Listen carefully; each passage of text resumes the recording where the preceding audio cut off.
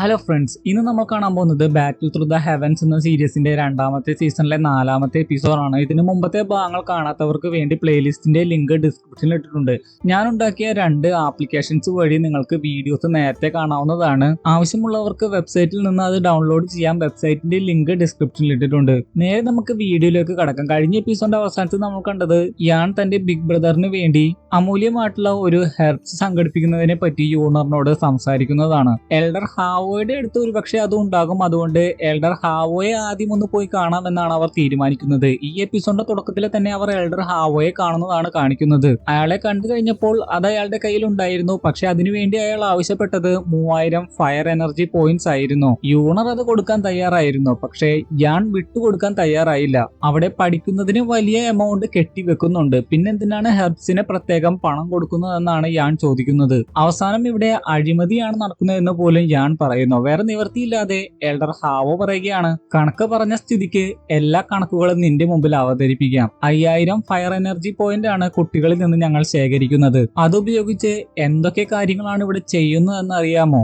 ആ തുക ഉപയോഗിച്ച് എന്തൊക്കെയാണ് സ്റ്റുഡൻസിന് വേണ്ടി അക്കാദമി ചെയ്യുന്നതെന്ന് അയാൾ വ്യക്തമായിട്ട് പറഞ്ഞു കൊടുക്കുന്നു. അതെല്ലാം തന്നെ സത്യവുമായിരുന്നു. അയാൾ കണക്ക് പറഞ്ഞു വരുമ്പോൾ അതിലും കൂടുതൽ എമൗണ്ട് ആയിരുന്നു സ്റ്റുഡൻസ് അക്കാദമിക്ക് കൊടുക്കേണ്ടിയിരുന്നത്. എങ്കിലും അതൊന്നും കാര്യമാക്കിയില്ല. പക്ഷെ യാണിന്റെ കാര്യം എക്സെപ്ഷൻ ആയിരുന്നു. അവൻ ഒരുപാട് നാശനഷ്ടങ്ങളായിരുന്നു ഗ്രാൻഡ് കോമ്പറ്റീഷന്റെ സമയത്തും ആൽക്കമി ചെയ്യുന്ന സമയത്തും അവിടെ ഉണ്ടാക്കി വെച്ചത്. അയാളുടെ ഏതോ ഫർണസ് നശിപ്പിച്ച കാര്യമൊക്കെ പ്രത്യേകം പറയുന്നുണ്ട്. അങ്ങനെ നോക്കുമ്പോൾ യാൺ ഒരുപാട് എമൗണ്ട് ആണ് അവർക്ക് കൊടുക്കേണ്ടി വരുന്നത്. സംഭവം കൈവിട്ടു പോയി വലിയ മണ്ടത്തരമാണ് ചെയ്തതെന്ന് മനസ്സിലാക്കി യാൺ ഉടനെ തന്നെ യൂണറുമായിട്ട് അവിടുന്ന് രക്ഷപ്പെടുകയാണ്. എൽഡറിന്റെ പുറകോട്ട് നോക്കി ആരാണ് അദ്ദേഹത്തിന്റെ മെഡിസിൻസ് മോഷ്ടിക്കുന്നതെന്ന് ചോദിച്ചു കഴിഞ്ഞപ്പോൾ എല്ലാവരും ആ ഭാഗത്തേക്ക് തിരിഞ്ഞു നോക്കി. ഈ ഒരു സമയം മുതലെടുത്തുകൊണ്ടാണ് യാൺ യൂണറിനെയും കൊണ്ട് അവിടുത്തെ രക്ഷപ്പെട്ടത്. അതിനുശേഷം യൂണർ ഗോക്ലാനിലുള്ള ആ ജനറലിന്റെ തന്നെ സഹായം അഭ്യർത്ഥിക്കുന്നു. എൽഡേഴ്സിനോട് ചോദിച്ച് നിഷ്പ്രയാസം അനുവാദം വാങ്ങിച്ചു തരാമെന്ന് അയാൾ പറഞ്ഞതായിരുന്നു. എന്നാൽ യൂണർ പറഞ്ഞത് എൽഡേഴ്സ് ആരും അറിയരുത് എന്നാണ്. യാണിന് വേണ്ടിയാണ് അവൾ അത് ചെയ്യുന്നതെന്ന് അയാൾക്ക് നന്നായിട്ട് അറിയാം. എങ്കിലും യൂണർ ഒരുപാട് നിർബന്ധിച്ചു കഴിയുമ്പോൾ അതിന് തയ്യാറാകുന്നു. ഹൂജിയുടെ സഹായത്തോടെയാണ് ഗോക്ലാനിലെ ജനറൽ അത് ചെയ്യുന്നത്. നേരായ വഴിക്കല്ല അവരത് ചെയ്യുന്നത്. എൽഡറിന്റെ കയ്യിൽ ടോക്കൺ ഉപയോഗിച്ച് അക്കാദമിയുടെ മെഡിസിൻ ഫോറസ്റ്റിൽ പ്രവേശിക്കാം. അത് അവർ മോഷ്ടിക്കാനാണ് തീരുമാനിക്കുന്നത്. പൂജിയ ആദ്യം അതിന് തയ്യാറല്ലായിരുന്നു. പക്ഷേ അവൾ ഏറ്റവും ഇഷ്ടപ്പെടുന്ന ഗോക്ലാനിലെ ജനറൽ ആയതുകൊണ്ട് തന്നെ അതിനെ തയ്യാറായി. ഇൻഡയറക്റ്റ് ആയിട്ട് അയാളോടുള്ള ഇഷ്ടമൊക്കെ ഈ സമയത്ത് ഹൂജിയ പ്രകടിപ്പിച്ചിരുന്നു. അവൾ അയാളുടെ സഹായിയാണ്, അയാളുടെ കൂടെ ഒരുമിച്ച് പ്രവർത്തിക്കാം, അങ്ങനെയൊക്കെ അയാളുടെ കയ്യിൽ മുറുകെ പിടിച്ചുകൊണ്ടാണ് അവൾ സംസാരിച്ചത്. ഇതുവഴി അവൾക്ക് അയാളെ ഇഷ്ടമാണ് എന്ന കാര്യം അയാൾക്ക് മനസ്സിലായോ എന്നറിയില്ല.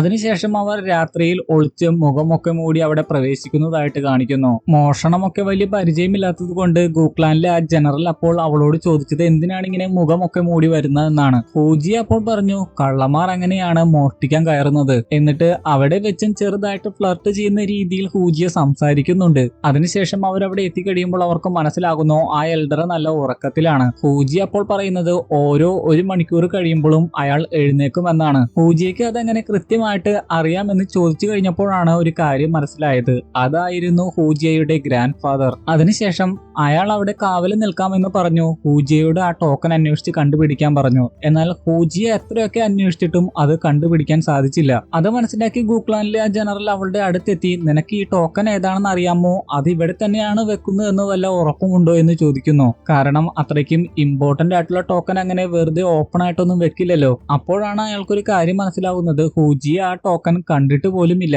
ഒരു ഊഹം വെച്ചാണ് അവിടെ ഡയറക്റ്റ് ആയിട്ട് വന്ന് അന്വേഷിച്ചത്. ജനറൽ പറഞ്ഞത് കാര്യമാണ് എന്ന് മനസ്സിലാക്കി ഹൂജി അവളുടെ ഗ്രാൻഡ് ഫാദറിന്റെ ബോഡിയിൽ ചെക്ക് ചെയ്ത് നോക്കുന്നു. ഇതൊക്കെ ആദ്യമായിട്ട് ചെയ്യുന്നത് കൊണ്ട് ജനറൽ ശരിക്കും ടെൻഷൻ അടിച്ചിരുന്നു. അവസാനം പ്രതീക്ഷിച്ചതുപോലെ തന്നെ അയാളുടെ ബോഡി പരിശോധിച്ചു കഴിയുമ്പോൾ അവർക്ക് ആ ടോക്കൺ കിട്ടുകയും ചെയ്യുന്നു. എന്നാൽ അപ്പോഴേക്കും അയാളെ തേടി മറ്റൊരു എൽഡർ അവിടെ എത്തിയിരുന്നു. ഇന്നേ ദിവസം ടവറിന് ഗാർഡ് നിൽക്കേണ്ടത് ആ വ്യക്തിയും ഹൂജിയയുടെ ഗ്രാൻഡ് ഫാദർ ആയിട്ടുള്ള ഈ വ്യക്തിയുമായിരുന്നു. പെട്ടെന്ന് ആ എൽഡർ കയറി വന്നതുകൊണ്ട് തന്നെ പിടിക്കപ്പെടുന്നതിന്റെ വക്കിൽ വരെയും അവർ എത്തിയതായിരുന്നു. പക്ഷേ എന്തോ ഒരു ഭാഗ്യത്തിന് കൃത്യസമയത്ത് അവർക്ക് രക്ഷപ്പെടാൻ സാധിച്ചു. പുറത്തിറങ്ങി കഴിഞ്ഞിട്ടാണ് ശരിക്കും അവർ ഒന്ന് ദീർഘശ്വാസം വിടുന്നത്.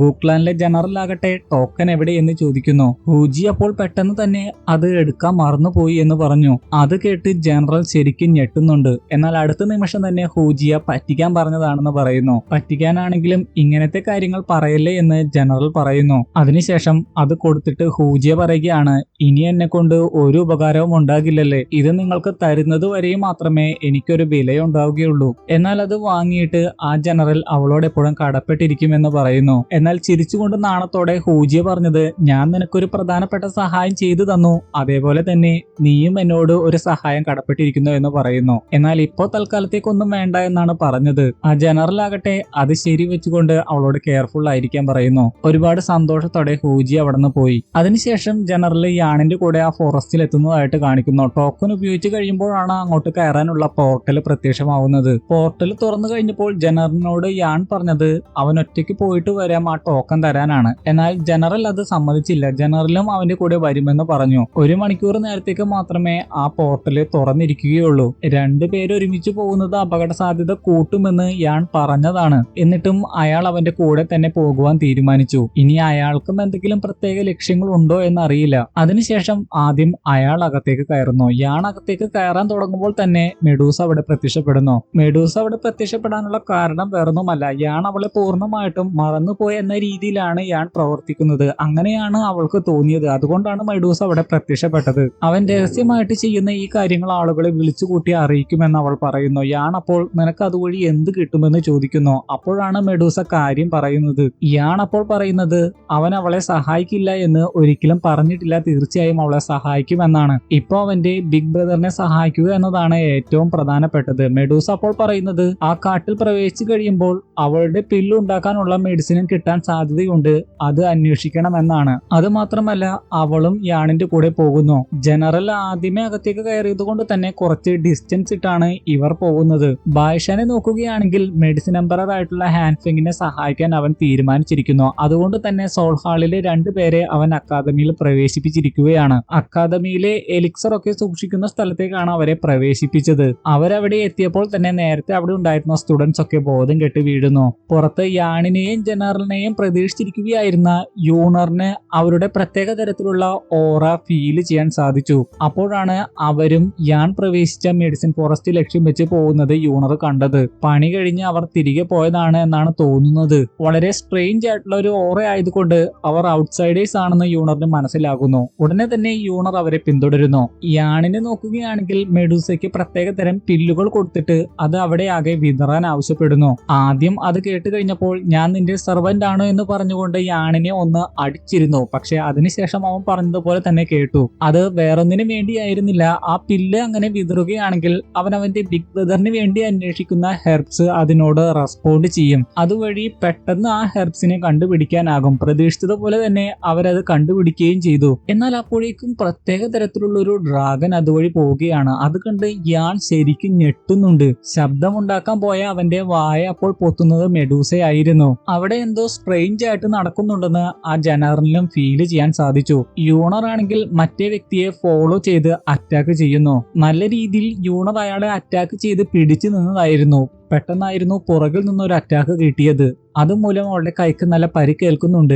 എങ്കിലും 2 പേരെ ഒരു വിധത്തിൽ അവൾ നേരിടുന്നു. അപ്പോഴേക്കും ആ ജനറലും അവളുടെ സഹായത്തിനെത്തുന്നു. കൂടുതൽ ആളുകൾ വന്നതുകൊണ്ട് തന്നെ പേടിച്ച് ആ 2 പേരും അവിടുന്ന് രക്ഷപ്പെടുകയാണ്. യൂണർ അപ്പോൾ അവരെ വിടരുതെന്ന് പറയുന്നു. ജനറൽ അപ്പോൾ പറയുകയാണ് ഒളിഞ്ഞുള്ള ആക്രമണം ഉണ്ടാകും, സൂക്ഷിക്കണം. എന്നാൽ യൂണർ പറയുകയാണ് അങ്ങോട്ട് പോയേ മതിയാകൂ, യാൺ അതിന്റെ ഉള്ളിലുണ്ട്. അതുകൊണ്ട് തന്നെ അവരും ആ ഫോറസ്റ്റിന്റെ ഉള്ളിലേക്ക് പ്രവേശിക്കുന്നു. ഇതെല്ലാം തന്നെ ബായ്ഷാൻ കാണുന്നുണ്ടായിരുന്നു.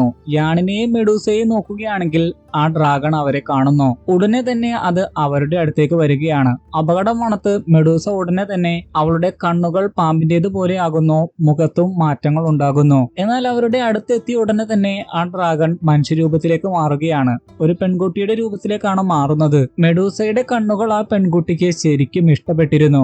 അത് കണ്ടു കഴിയുമ്പോൾ തന്നെ മെഡൂസയും ഒരു മനുഷ്യനല്ല എന്ന് ആ പെൺകുട്ടിക്ക് മനസ്സിലാകുന്നു. മെഡൂസ ആരാണെന്നും അവളുടെ കണ്ണുകൾ മനോഹരമായിരിക്കുന്നു എന്നും ആ കുട്ടി പറയുന്നു. മെഡൂസ അപ്പോൾ അവൾ ആരാണെന്നുള്ള കാര്യങ്ങളൊക്കെ പറഞ്ഞു കൊടുക്കുന്നു. അതിനുശേഷം അത്രയ്ക്ക് ഫ്രണ്ട്ലി ആയിട്ടൊന്നും സംസാരിക്കേണ്ട, നിന്നെ എനിക്ക് ഇപ്പൊ മാത്രമേ അറിയുള്ളൂ എന്ന് മെഡൂസ പറയുന്നു. യാണപ്പോൾ അവളൊരു ഡ്രാഗൺ ആണോ എന്ന് ചോദിച്ചു കഴിയുമ്പോൾ എന്തോ ഹെർബ്സ് മാറിക്കഴിച്ച് അവൾ അങ്ങനെ ആയി തീർന്നതായിരിക്കണം എന്നാണ് മെഡൂസ പറയുന്നത്. ആ പെൺകുട്ടിയാകട്ടെ ഇതേ സമയം ബിഗ് ബ്രദറിന് കൊടുക്കാൻ വെച്ചിരുന്ന മെഡിസിൻ ഹെർബ്സ് എടുത്ത് കഴിക്കാൻ ഒരുങ്ങുന്നു. യാണപ്പോൾ അവളെ തടഞ്ഞുകൊണ്ട് അതങ്ങനെ കഴിക്കരുത്, അങ്ങനെ കഴിച്ചാൽ അത് ടേസ്റ്റ് ഉണ്ടാകില്ല, വളരെ സ്വീറ്റ് ആയിട്ടുള്ള പില്ലുകൾ അതിന് പകരമായിട്ട് അവൾക്ക് വേണ്ടി റിഫൈൻ ചെയ്ത് കൊടുക്കാമെന്ന് പറയുന്നു. എന്നാൽ തനിക്കിത് കഴിച്ചേ മതിയാകൂ, കഴിച്ച് വലുതായി കഴിഞ്ഞാൽ മാത്രമേ തനിക്ക് തന്റെ ഫാദറിനെ കാണാൻ സാധിക്കുകയുള്ളൂ എന്ന് അവൾ പറയുന്നു. യാൺ അപ്പോൾ തന്നെ വിശ്വസിക്കണം, വളരെ മധുരമുള്ള പില്ലുകൾ റിഫൈൻ ചെയ്ത് തരാം, ഞാൻ നല്ലവനാണ്, വേണമെങ്കിൽ മെഡൂസയോട് ചോദിച്ചു നോക്കാൻ പറയുന്നു. എന്നാൽ മെഡൂസ ഇതേ സമയം പറയുന്നത് അക്കാര്യത്തിൽ എനിക്ക് സംശയമുണ്ട് എന്നാണ്. യാൺ അതിനുശേഷം അവളുടെ ഫാദർ ആരാണെന്നൊക്കെയാണ് ചോദിക്കുന്നത്.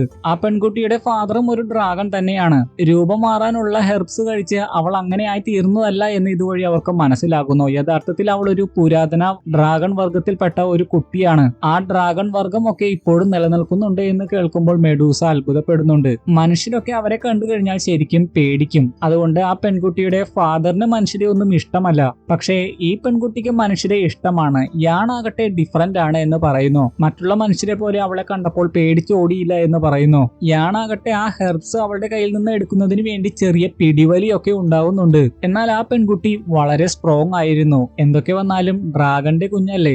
യാൺ അവസാനം പരാജയം സമ്മതിക്കുന്നു. ആദ്യം അവൻ കൊടുക്കാമെന്ന് പറഞ്ഞ അവൻ തന്നെ റിഫൈൻ ചെയ്ത പില്ല് കൊടുത്തതിന് ശേഷമാണ് ബിഗ് ബ്രദറിന് വേണ്ടിയുള്ള ഹെർബ്സുകൾ അവളിൽ നിന്ന് എക്സ്ചേഞ്ച് ചെയ്ത് വാങ്ങുന്നത്. യാൺ കൊടുത്ത പില്ല് കഴിച്ചു കഴിയുമ്പോൾ അവൾക്ക് ശരിക്കും അത് ഇഷ്ടമാകുന്നുണ്ട്. അതിനുശേഷം യാണിന്റെ പേരൊക്കെ ചോദിച്ചറിഞ്ഞാണ് പെട്ടെന്ന് ആ പെൺകുട്ടി അവിടെ നിന്ന് അപ്രത്യക്ഷമായത്. ആ പെൺകുട്ടിയുടെ പേരാണെങ്കിൽ സിയാൻ എന്നായിരുന്നു. അത് കേട്ട് കഴിയുമ്പോൾ തന്നെ യാൺ ആലോചിക്കുന്നുണ്ട്, ഈ പേര് എവിടെയോ കേട്ടതാണല്ലോ. അത് വേറെ ആരും ആയിരുന്നില്ല, ഗ്രാൻഡ് കോമ്പറ്റീഷന് മാസ്റ്റേഴ്സ് മത്സരിക്കാതെ തന്നെ ഒന്നാം സമ്മാനം ഒരാൾക്ക് കൊടുത്തിരുന്നല്ലോ, സിയാൻ എന്നായിരുന്നു ആ വ്യക്തിയുടെ പേര്. അത് ഈ കുട്ടിയായിരുന്നു. അത് കേട്ട് യാൺ അത്ഭുതപ്പെടുന്നു. അതിനുശേഷം അവിടുന്ന് പോകുന്ന സമയത്ത് തന്നെ യൂണറിനെയും ജനറലിനെയും കണ്ടുമുട്ടുന്നു. യാണിന് ഒന്നും സംഭവിച്ചിട്ടില്ല എന്ന് കാണുമ്പോൾ യൂണറിന് ആശ്വാസമാകുന്നു. എന്നാൽ യാണിന്റെ കൂടെ മെഡൂസയെയും യൂണറിന്റെ കൂടെ ആ ജനറലിനെയും കണ്ടു കഴിയുമ്പോൾ പരസ്പരം അവർക്ക് അസൂയ തോന്നുന്നു. അതിനെപ്പറ്റി അവർ പറയുകയും ചെയ്യുന്നു. എന്നാൽ ഇപ്പോൾ പ്രധാനപ്പെട്ടത് അവിടെ നിന്ന് പുറത്തു കടക്കുക എന്നതാണ്. അതുകൊണ്ട് യൂണർ യാണിനോട് പറയുന്നത് ഉടനെ തന്നെ പുറത്തു കടക്കാനാണ്. ഏതാനും ചില സ്ട്രേഞ്ചേഴ്സ് ഇവിടെ പ്രവേശിച്ചിട്ടുണ്ട്, ഉടനെ തന്നെ എൽഡേഴ്സും ഇവിടെ എത്തും, പിടിക്കപ്പെടാതിരിക്കാനാണ് ഉടനെ തന്നെ പുറത്തു കടക്കാൻ പറഞ്ഞത്. ശേഷം യൂണർ അവിടുന്ന് ദേഷ്യത്തോടെ പോവുകയായിരുന്നു. മെഡൂസ അത് കണ്ടു കഴിഞ്ഞ് യാണിനോട് അവർ തമ്മിൽ നല്ല മാച്ച് ആണെന്ന് പറയുന്നു. യാണിന് അത് കേട്ട് ശരിക്കും ദേഷ്യമാകുന്നു. എന്തിനാണ് ഇങ്ങനെ പ്രശ്നങ്ങൾ ഉണ്ടാക്കുന്നതെന്ന് യാൺ ചോദിക്കുന്നു. മെഡൂസ അപ്പോൾ പറയുന്നത് അവനെ സഹായിക്കാൻ ശ്രമിക്കുകയാണ് എന്നാണ്. യാൺ അപ്പോൾ ഇങ്ങനെയാണോ സഹായിക്കാൻ ശ്രമിക്കുന്നത് എന്ന് ചോദിക്കുമ്പോൾ മെഡൂസ പറയുകയാണ്, അവൾക്ക് നിന്നോട് ദേഷ്യം തോന്നിയിട്ടുണ്ടെങ്കിൽ അവൾ നിന്നെ ആത്മാർത്ഥമായിട്ടാണ് സ്നേഹിക്കുന്നത്, അല്ല എങ്കിൽ അവളുടെ സ്നേഹം വെറുതെയാണ്. അതും പറഞ്ഞുകൊണ്ട് മെഡൂസയും അപ്രത്യക്ഷമാകുന്നു. യാണും ഉടനെ തന്നെ പുറത്തു കടക്കുന്നു. യാൺ ചുറ്റുപാടും ഒക്കെ നോക്കി പതുക്കെ പോകുന്നത് കണ്ടപ്പോൾ തിരികെ നോക്കാതെ ഉടനെ തന്നെ അവിടുന്ന് പോകാനാണ് മെഡിസിൻ എൽഡറും പറഞ്ഞത്. അത് കേട്ട് യാൺ ഉടനെ തന്നെ അവിടുന്ന് ഓടിപ്പോകുന്നു. മെഡിസിൻ എൽഡർ പറഞ്ഞത് ശരിയായിരുന്നു. യാൺ പോയ ഉടനെ തന്നെ ബായ്ഷാനും അവന്റെ മാസ്റ്ററും അവിടെ എത്തുകയാണ്. യാണിന്റെ നിഴല് കണ്ട് അത് യാൺ ആണെന്ന് ബായ്ഷാന്റെ മാസ്റ്ററിന് മനസ്സിലാകുന്നുണ്ട്. അവന്റെ ബ്രദറിന് വേണ്ടിയുള്ള ഹെർബ്സ് ചോദിച്ചത് ബായ്ഷാന്റെ ഈ മാസ്റ്ററിനോടായിരുന്നു. അതുമായി ബന്ധപ്പെട്ട എന്തോ ഒരു കാര്യത്തിനാണ് അവൻ ഇവിടെ വന്നിട്ടുണ്ടാവുക എന്ന് ബായ്ഷാന്റെ മാസ്റ്ററിന് മനസ്സിലാകുന്നു. ബായ്ഷാനും ഇതേ സമയം ഒരു ടോക്കൺ ബായ്ഷാന്റെ മാസ്റ്ററിന്റെ പോക്കറ്റിൽ ഇടാൻ ശ്രമിക്കുന്നു. സോൾ ഹാളിൽ നിന്നുള്ളവരെ അവിടെ പ്രവേശിപ്പിക്കാൻ വേണ്ടി ബായ്ഷാന്റെ മാസ്റ്ററിന്റെ കയ്യിൽ നിന്ന് ബായ്ഷാൻ ആ ടോക്കൺ മോഷ്ടിച്ചതാണ് എന്നാണ് തോന്നുന്നത്. എന്നാൽ അത് ഫെയിൽ ആയിട്ട് ആ ടോക്കൺ നിലത്ത് വീണു പോവുകയാണ് ചെയ്തത്. ബായ്ഷാന്റെ മാസ്റ്റർ ആകട്ടെ കൃത്യസമയത്ത് അദ്ദേഹത്തിന്റെ ടോക്കൺ അന്വേഷിക്കുന്നു. ബായ്ഷാൻ അപ്പോൾ അത് മനസ്സിലാക്കി അത് ഇവിടെ ഉണ്ട് എന്ന് പറഞ്ഞുകൊണ്ട് അത് നിലത്തുനിന്ന് എടുത്തു കൊടുക്കുന്നു. അങ്ങനെ ബായ്ഷാൻ അത് എടുത്തുകൊണ്ട് പോയ കാര്യം മനസ്സിലാക്കുന്നില്ല. അതിനുശേഷം യാൺ ആകട്ടെ മെഡിസിൻ എൽഡറിന്റെ അടുത്ത് വന്നു കഴിയുമ്പോൾ എന്തോ പന്തികേടുണ്ട് എന്ന് മനസ്സിലാകുന്നു. മെഡിസിൻ എൽഡർ എന്തോ കടുത്ത ആലോചനയിലായിരുന്നു. യാൺ അതിനെപ്പറ്റി ചോദിക്കുന്നു. അപ്പോ മെഡിസിൻ എൽഡർ മനസ്സിലാക്കിയ കാര്യങ്ങൾ പറയുകയാണ്. സംഗതി ആകെ കോംപ്ലിക്കേറ്റഡ് ആയിക്കൊണ്ടിരിക്കുകയാണ്. ജിയാന അക്കാദമിയിൽ സോൾ ഹാളിന്റെ കണ്ണും പതിഞ്ഞിരിക്കുകയാണ്. ആദ്യമേ ഈ ശക്തി ഞാൻ ഫീൽ ചെയ്തതാണ്, ഇപ്പോഴാണ് ക്ലിയർ ആയിട്ട് മനസ്സിലായത്. നേരത്തെ ഇവിടെ വന്നു പോയത് സോൾ ഹാളിൽ നിന്നുള്ളവരാണ്. നേരായ മാർഗത്തിലൂടെയല്ല അവർ കൾട്ടിവേഷൻ നടത്തുന്നത്. ആളുകളെ കൊന്ന് അവരുടെ രക്തം കുടിച്ച് അവരുടെ ശക്തിയൊക്കെ ആഗിരണം ചെയ്താണ് അവർ കൾട്ടിവേഷൻ നടത്തുന്നത്. യൂണറിനെ നോക്കുകയാണെങ്കിൽ അവളുടെ കയ്യിലുള്ള മുറിവ് യാൺ കാണാതിരിക്കാൻ വേണ്ടി ജനറൽ അവളുടെ കയ്യിൽ മരുന്ന് വെച്ചു കൊടുക്കുന്നു. യൂണർ അതിനുശേഷം സംശയത്തോടെ ചോദിക്കുന്നത് എന്ത് ലക്ഷ്യത്തോടു കൂടിയാണ് നിങ്ങൾ ഇങ്ങോട്ട് വന്നതെന്നാണ്. ഇന്ന് നടന്ന കാര്യങ്ങളുടെ അടിസ്ഥാനത്തിലായിരുന്നു യൂണർ അങ്ങനെ ചോദിച്ചത്. ജനറൽ പറഞ്ഞത് അവളെ തിരികെ കൊണ്ടുപോകുന്നതിന് വേണ്ടിയാണ് വന്നതെന്നാണ്. എന്നാൽ അത് കള്ളമാണെന്ന് മനസ്സിലാക്കി യൂണർ പറയുകയാണ്, എന്നെ ഫാദർ ഇങ്ങോട്ട് വിട്ടത് ഒരു പ്രത്യേക ലക്ഷ്യത്തോടു കൂടിയായിരുന്നു. യാണിന്റെ കയ്യിലുള്ള ഷിയോ ക്ലാനിന്റെ ആൻഷ്യന്റ് ജേഡ് സംരക്ഷിക്കുന്നതിന് വേണ്ടിയാണ് ഫാദർ എന്നെ യാണിന്റെ അടുത്തേക്ക് വിട്ടത്. എന്റെ ബ്ലഡ് ലൈൻ ഉപയോഗിച്ച് എനിക്കത് പ്രൊട്ടക്ട് ചെയ്യാനാകും. ശേഷം അതിന് സമാനമായിട്ടുള്ള ഗൂക്ലാന്റെ ആൻഷ്യന്റ് ജേഡ് അവന് കാണിച്ചു കൊടുക്കുന്നു. അതുപയോഗിച്ച് ഷിയോ ക്ലാനിന്റെ ആൻഷ്യന്റ് ജേഡിന്റെ സാന്നിധ്യം പെട്ടെന്ന് മനസ്സിലാക്കി മനസ്സിലാക്കാം. യൂണറുമായി ബന്ധപ്പെട്ട എല്ലാ രഹസ്യങ്ങളും ഇപ്പോൾ ആ ജനറലിനോട് പറഞ്ഞു. ഇനി ആ ജനറൽ എന്തിനാണ് അങ്ങോട്ട് വന്നിരിക്കുന്നതെന്ന് തുറന്നു പറയാൻ യൂണർ ആവശ്യപ്പെട്ടു. അപ്പോ എന്തിനാണ് ആ ജനറലും ഗൂക്ലാൻഡിലുള്ളവരും അവിടെ എത്തിയതെന്നുള്ള യഥാർത്ഥ കാരണം ആ ജനറൽ പറയുകയാണ്. വർഷങ്ങൾക്ക് മുമ്പ് സോൾഹാളിനെ തുടച്ചു നീക്കിയെന്നാണ് എല്ലാവരും കരുതിയത്. എന്നാൽ നമ്മുടെ ക്ലാനിന്റെ ഇന്റലിജൻസ് റിപ്പോർട്ട് പ്രകാരം സോൾഹാള് വീണ്ടും പ്രത്യക്ഷമായിരിക്കുകയാണ്. ജിയാനാൻ അക്കാദമിയാണ് അവരുടെ ടാർഗറ്റ്. ഇവിടെയാണ് അവർ പ്രത്യക്ഷമായത് എന്നാണ് പറയപ്പെടുന്നത്. മിക്കവാറും അവരുടെ ലക്ഷ്യം ടവറിലുള്ള ഹെവൻലി ഫ്ലെയിം ആയിരിക്കും. സ്റ്റുഡൻസിന് വേണ്ടി ഉടനെ തന്നെ ടവർ തുറക്കാൻ പോവുകയാണല്ലോ. യൂണർ ചെറുപ്പത്തിൽ മാത്രമേ സോൾഹാളിനെ പറ്റി കേട്ടിട്ടുള്ളൂ. അതൊക്കെ കേട്ട് അവളും അത്ഭുതപ്പെടുന്നു. യാണിനെ നോക്കുകയാണെങ്കിൽ ബിഗ് ബ്രദറിന് വേണ്ടിയുള്ള പില്ല് അവൻ റിഫൈൻ ചെയ്തുകൊണ്ടിരിക്കുകയാണ്. മെഡിസിനുകളുടെ സഹായത്തോടു കൂടിയാണ് അവൻ അത് ചെയ്യുന്നത്. 6th ഗ്രേഡിലുള്ള ഒരു പില്ലായിരുന്നു റിഫൈൻ ചെയ്തുകൊണ്ടിരുന്നത്. ആൽക്കമിയുടെ കുറെ കാര്യങ്ങളൊക്കെ മെഡിസിനുകൾ ഇതേ സമയം പഠിപ്പിച്ചു കൊടുക്കുന്നുണ്ട്. ആൽക്കമിയിൽ ഫയർ നന്നായിട്ട് കൺട്രോൾ ചെയ്യാൻ പഠിക്കണം. അല്പം കൂടാനോ കുറയാനോ പാടില്ല. പക്ഷേ 6th ഗ്രേഡിലുള്ള പില്ലായതുകൊണ്ട് തന്നെ അവൻ ഒരുപാട് സ്ട്രഗിൾ ചെയ്യുന്നു. അവന്റെ ഇപ്പോഴത്തെ ശക്തി ഉപയോഗിച്ച് ആ പില്ല് ഉണ്ടാക്കാൻ സാധിക്കില്ല. അതിൽ നിന്ന് പിന്തിരിയാനാണ് മെഡിസിനേഡർ ആവശ്യപ്പെട്ടത്. എന്നാൽ തന്റെ ബിഗ് ബ്രദറിനെ രക്ഷിക്കുന്നതിന് വേണ്ടി ഇത് ചെയ്തേ മതിയാകൂ എന്ന് പറഞ്ഞുകൊണ്ട് യാൺ അതിൽ നിന്ന് പിന്തിരിയാൻ തയ്യാറാകുന്നില്ല. അവൻ തളർന്ന ഒരുപാട് അവശതയിലാണെന്ന് കാണുമ്പോൾ മെഡിസിനേഡർ പറയുകയാണ്, നിന്റെ ഈ അവസ്ഥയിൽ കോൾഡ് ഫയറിന്റെ സഹായത്തോടെ മാത്രമേ ഈ പില്ല് റിഫൈൻ ചെയ്യാൻ സാധിക്കുകയുള്ളൂ. ബോൺ സ്പിരിറ്റ് ചിൽ ഫ്ലെയിം ഉണ്ടെങ്കിൽ അവൻ അത് സാധിക്കുമായിരുന്നു. മെഡിസിനേഡറിന്റെ കയ്യിലുള്ളത് ആ ഫ്ലെയിം ആയിരുന്നു. യാൺ അപ്പോൾ ആ ഫ്ലെയിം കടമായിട്ട് ചോദിക്കുന്നു. എന്നാൽ അവനെ കൊണ്ട് അതിന്റെ ശക്തി താങ്ങാനാകില്ല എന്ന് മെഡിസിനേഡർ പറയുന്നു. അവന്റെ ഇപ്പോഴത്തെ ശക്തി ഉപയോഗിച്ച് ബോൺ സ്പിരിറ്റ് ഫ്ലെയിമിനെ കീഴടക്കുന്നത് വളരെ ബുദ്ധിമുട്ടായിട്ടുള്ള കാര്യമാണ്. പക്ഷേ യാൺ വാശിയിലായിരുന്നു. എങ്ങനെയെങ്കിലും അവന്റെ ബിഗ് ബ്രദറിനെ അവനെ രക്ഷിക്കണം. അതുകൊണ്ട് തന്നെ അവന്റെ പിടിവാശിക്ക് മുമ്പിൽ മെഡിസിനേഡർ കീഴടങ്ങുന്നു. മെഡിസിനേഡറിന്റെ കയ്യിലുള്ള ബോൺ സ്പിരിറ്റ് ഫ്ലെയിം അവന് കൊടുക്കുന്നു. എന്നാൽ മെഡിസിനേഡർ പറഞ്ഞതുപോലെ തന്നെ അതുപയോഗിച്ച് പില്ല് റിഫൈൻ ചെയ്യുന്ന സമയത്ത് യാൺ ഒരുപാട് കഷ്ടപ്പെടുന്നു. അവൻ ശരിക്കും തണുത്ത് മരവിച്ചു പോകുന്നു. എന്നിട്ടും യാൺ വിട്ടുകൊടുത്തില്ല. ഒരുപാട് വേദനകൾ സഹിച്ച് റിഫൈൻ ചെയ്യുന്നത് അവൻ തുടർന്നു. അവന്റെ ആ കഷ്ടപ്പാടുകൾ കണ്ടു കഴിയുമ്പോൾ മെഡിസിനേഡറിന് വിഷമമാകുന്നുണ്ട്. യാണിന്റെ കഴിവിന്റെ ഒരുപാട് അപ്പുറത്തുള്ള പില്ലാണ് അവൻ ഇപ്പോൾ റിഫൈൻ ചെയ്യാൻ ശ്രമിച്ചുകൊണ്ടിരിക്കുന്നത്. ഭാഗ്യവശാൽ അവസാനം അവൻ അതിൽ വിജയിക്കുന്നു. ആദ്യം ആ ഫ്രൂട്ട് അപ്രത്യക്ഷമായത് കണ്ടപ്പോൾ അവൻ ഒന്ന് ഞെട്ടിയിരുന്നു. മെഡിസിനേഡർ ആണ് പറഞ്ഞത് അവൻ അതിൽ വിജയിച്ചെന്ന്. മെഡിസിനേഡറിന് പോലും അത്രയ്ക്ക് വിശ്വാസമില്ലായിരുന്നു. അവന്റെ വിജയം കണ്ട് മെഡിസിനേഡർ ഒക്കെ ശരിക്കും സന്തോഷിക്കുന്നു. അവസാനം ആ പില്ല് ബിഗ് ബ്രദറിന് കൊടുത്തു കഴിയുമ്പോൾ പ്രതീക്ഷിച്ച ഫലം കിട്ടുന്നു. ബിഗ് ബ്രദറിന്റെ ബോധം വരുന്നു. 90% അയാൾ ഇപ്പോൾ ഓക്കെ ആയിട്ടുണ്ട്. യാണിനെയും യൂണറിനെയും കണ്ടു കഴിയുമ്പോൾ അയാൾ ഒരുപാട് ഇമോഷണൽ ആകുന്നു. അതിനുശേഷമാണ് എന്താണ് അവർക്ക് സംഭവിച്ചതെന്ന് അയാൾ പറയുന്നത്.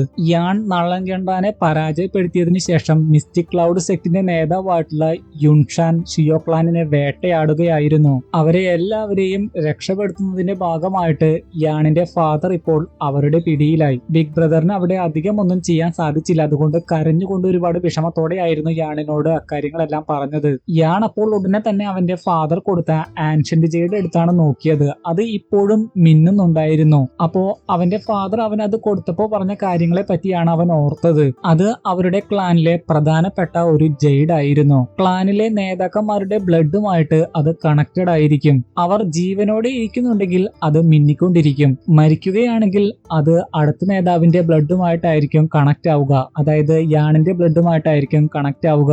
അതിപ്പോഴും മിന്നിക്കൊണ്ടിരിക്കുന്നതായിട്ട് കാണുമ്പോൾ ഇപ്പോഴും യാണിന്റെ ഫാദർ മരിച്ചിട്ടില്ല എന്ന് യാണിനെ മനസ്സിലാകുന്നു. അത് കണ്ടു കഴിയുമ്പോൾ യൂണർ പറയുകയാണ്, ഈ ആൻഷ്യന്റ് എംപറർ ജെയ്ഡ് വളരെ പ്രധാനപ്പെട്ടതാണ്. എന്ത് വില കൊടുത്തും നീ ഇതിനെ സംരക്ഷിക്കണം. ഷിയോക്ലാനിന്റെ പാരമ്പര്യവും എല്ലാനും അടങ്ങിയിരിക്കുന്നത് ഇതിലാണ്. ഇത് വളരെ വിലപ്പെട്ടതാണ്.